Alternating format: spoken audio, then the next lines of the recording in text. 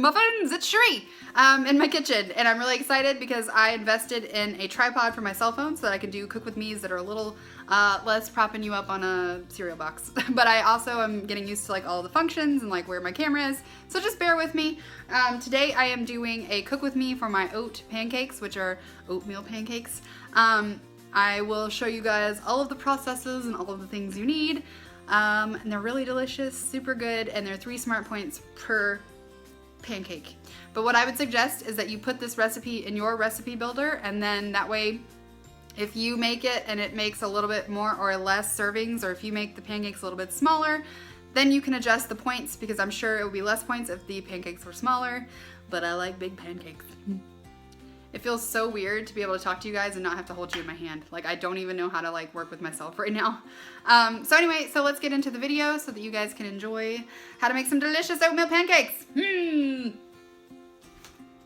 All right, guys, so we're gonna make some overnight oats. You're gonna need some unsweetened cashew milk or nut milk of your choice, some oats, cinnamon, truvia, the cinnamon is totally optional, a jar of some sort, and a measuring apparatus.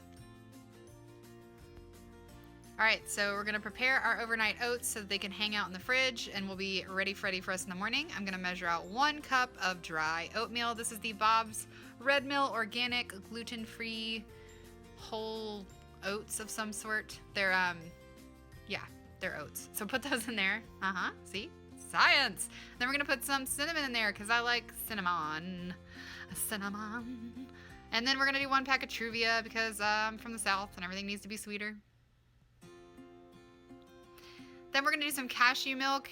In this video, I attempted to do less than a cup, so the measuring as I go along looks kind of weird. But I ended up doing about a cup of cashew milk. What I usually do is just cover my oats. So like I just put however much in there it takes to cover the oats. So it's about a cup, but I try to do less of a cup. Then I needed more, but not quite so much more. So it's just, yeah, it looks more complicated than it is. Just cover your oats. Cover them oats up. All right, so we're gonna put our lid on and give it a little shake, kind of incorporate everything, and then we're gonna gently walk it to the fridge. Oh, hi, Dexter. He's waiting for some oatmeal on the floor. All right, so we're gonna go and we're gonna put this in my overstuffed fridge that's full of simply filling delights. Just put it right in there. It's gonna sleep tight in this refrigerated bed of its own.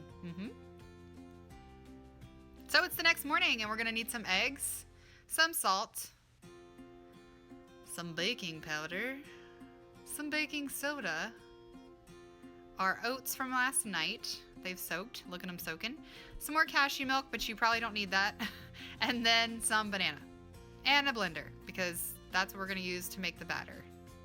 So here we go. We're gonna make some oaty pancakes. We're gonna pour our overnight oats into our blender. If you don't have a blender, then you can use a food processor. Can we have a moment of silence for how ginormous my engagement ring is on my finger right now? It is floating around so close to my wedding weight.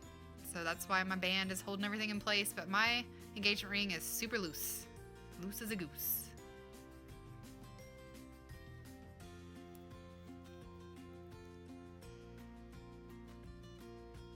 All right, so now we're gonna take our eggs. You just need 1 egg, not all 12 of them. And I'm just gonna crack 1 egg straight into the batter.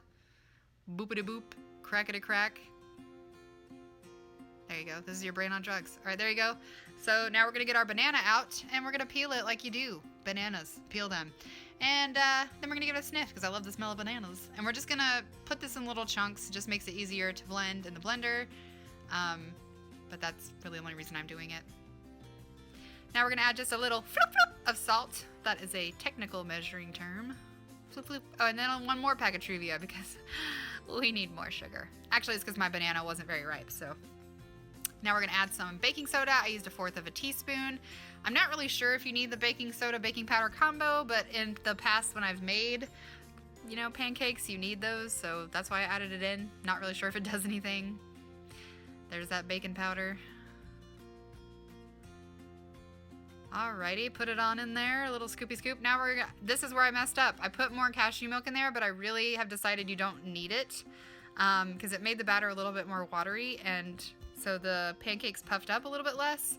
But I started with 1/2 cup, and then I ended up putting in half of a cup, but I think you should just not put any liquid in there unless you blend it up and it's super duper thick.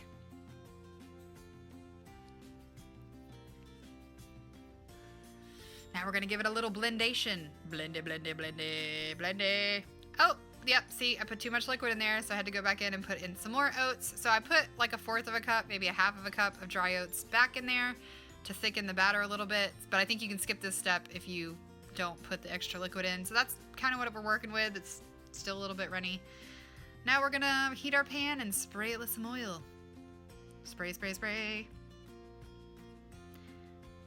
Oh, hi. Yeah, the camera's still on. All right, so now we're gonna put the batter in there, you know, like you do when you're making pancakes. Just like that. Then we're just gonna wait for it to get bubbly. Oh, yeah, we're gonna shake it because, you know, you got your jams on.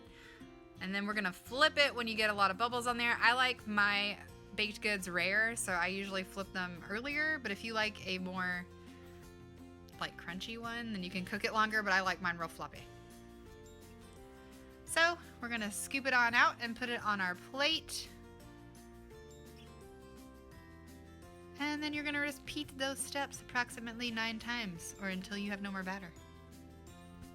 All right, so here we are. I decided to do some squats. Me and Celia are doing a squat challenge, so anytime I'm just standing around waiting, girl's squatting. Getting them squats in, girl. Kardashian booty. More squats. We're still squatting. I think I did like 60 squats this morning, just while I was waiting for stuff, just a squatting. Feel the burn. Oh, look at these delightful pancakes. These are good. They smell delicious, so warm and delightful. Oh, I made 9 pancakes. And then I put the ones that I didn't eat on a tray to freeze, and then I keep these in the freezer. And then when I'm ready to use them, I just pop them in the toaster oven, and I think I'm singing Alanis Morissette here.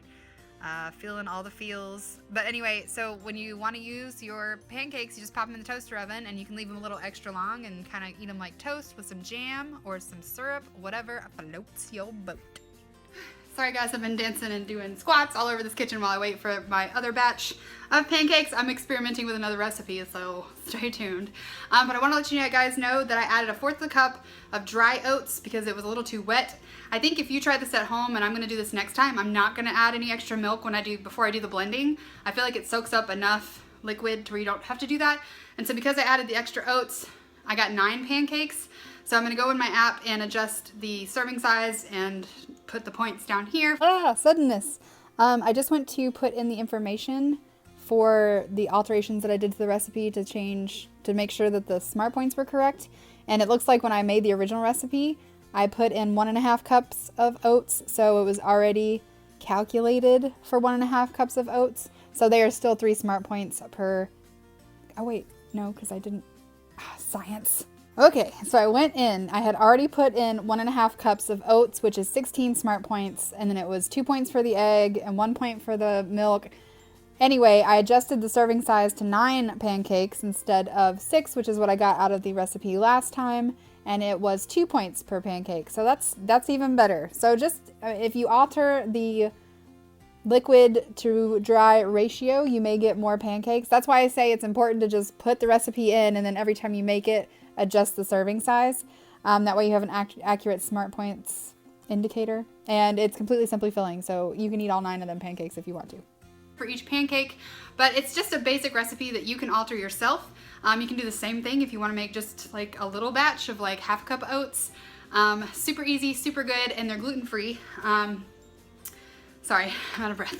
So anyway, I hope you guys super enjoyed this. I hope you guys try it at home. If you do, tag me on Instagram and show me your delicious oat cakes because I want to see them. I like to freeze them overnight, and then I put them in a baggie, and then if I want to eat them, I pop them in the toaster oven. It gives them like a nice crispy texture, and then I either top them with syrup like a normal one, or I'll do jam, or over the weekend I did fat-free cream cheese and jam. So they're just delicious breakfasty goodness. So hope you guys enjoyed. Leave a thumbs up if you guys like these cooking videos, and I will bring them more to you. See you in my next video. Bye.